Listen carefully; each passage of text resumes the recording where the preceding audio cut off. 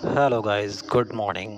आइए आज के सेशन में जानते हैं कि बाज़ार में किस तरीके से किसी भी चीज़ के भाव बढ़ते हैं, क्या क्या कंडीशंस होती हैं जिसकी वजह से बाज़ार में किसी भी प्रोडक्ट का भाव बढ़ जाता है। जैसे आज के समय में अगर बात करें टेलीकॉम कंपनियों की, तो जिस तरीके से जियो, एयरटेल और वीआई यानी वोडाफोन और आइडिया ने दाम बढ़ा दिए हैं, उसका कारण क्या हो सकता है? तो मार्केट में किसी तरीके के प्रोडक्ट की या किसी भी कंपनी के किसी प्रोडक्ट की रेट बढ़ने के कारण होते हैं।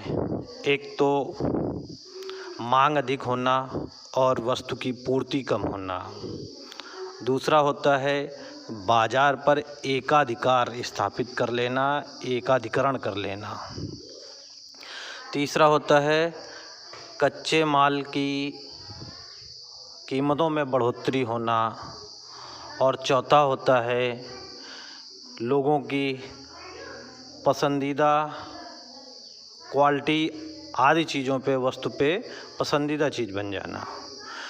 तो जिस तरीके से बात कर रहे हैं कि एक समय पूरे भारत में बीएसएनएल का राज हुआ करता था और बीएसएनएल के एम्प्लॉय जो हैं वो सीधे मुँह बात नहीं किया करते थे।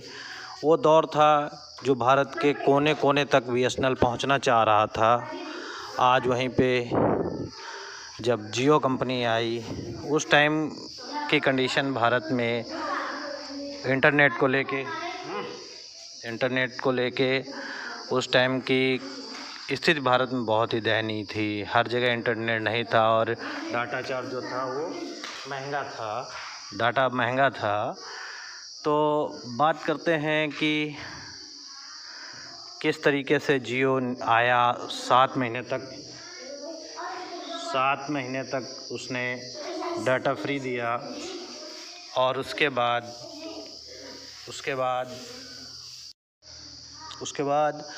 कंपनियों ने 7 महीने तक जियो ने डाटा फ्री दिया लोगों को, 4G डाटा।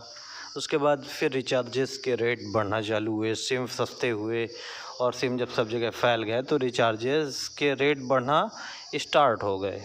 वही कंडीशन रही कि जब 5G लॉन्च हुआ जियो की तरफ से, तो जियो ने भी कुछ महीने तक डाटा फ्री दिया। 5G वालों को डाटा फ्री रहता था कि जो आप रिचार्ज कराएंगे उस डाटा को ख़त्म होने के बाद फिर आपको डाटा फ्री होगा।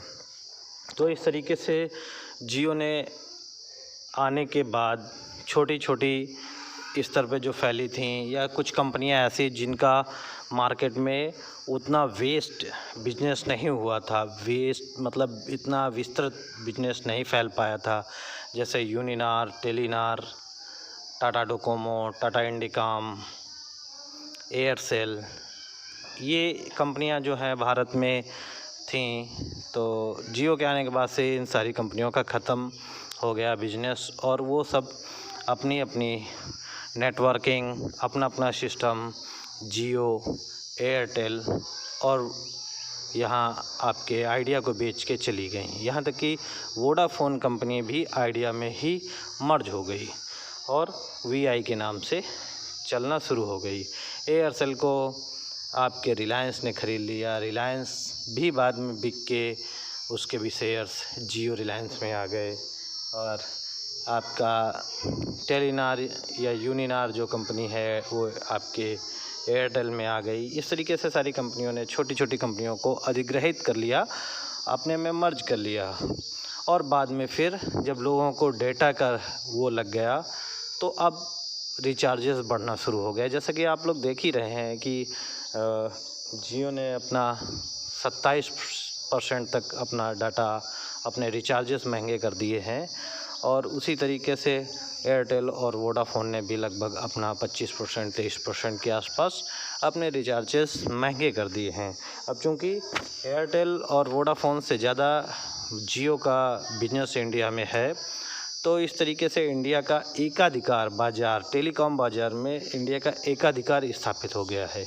और इकोनॉमिक्स पॉलिसीज़ के अकॉर्डिंग अगर देखा जाए तो रेट बढ़ने के जो कारण मैंने स्टार्टिंग में बताए हैं कि या तो एकाधिकार होगा या कच्चे माल के रेट बढ़ेंगे, कच्चे माल की पूर्ति नहीं होगी, या डिमांड बढ़ेगी, सप्लाई कम होगी यानी मांग बढ़ेगी और पूर्ति कम होगी। तो यहाँ पे मांग तो जियो की है ही, लेकिन इसके साथ साथ बाज़ार पे एकाधिकार भी जियो के द्वारा स्थापित किया गया है। अब चूँकि जब रेट बढ़े हुए हैं तो ये उम्मीद की जा रही है कि बीएसएनएल फिर से वापसी करेगी, और बीएसएनएल का सपोर्ट इस समय टाटा कंपनी ने किया है, रतन लाल टाटा जी ने किया है। रतन लाल टाटा जी हों, जमशेद जी टाटा जी हों, नेहरू जी भाई टाटा जी हों, कोई भी हो, इन लोगों ने भारत में बिजनेस को वैसे भी हमेशा से बढ़ाया है। तो अगर इनका सपोर्ट रहा तो संभवतः आने वाले समय में बीएसएनएल जियो की तरह फिर टॉप पे आ सकती है। और अगर बात करें कि कुछ गवर्नमेंट पॉलिसीज़ होती हैं, क्योंकि बीएसएनएल जो है गवर्नमेंट कंपनी है, तो गवर्नमेंट पॉलिसीज़ में अगर सपोर्ट मिलता रहा, गवर्नमेंट इसके सपोर्ट में रही, तो ये फिर से उभर सकती है। जैसा कि यह अवनति में चली गई थी, घाटे में जा रही थी, इसके एम्प्लॉयज़ बाहर हो रहे थे। तो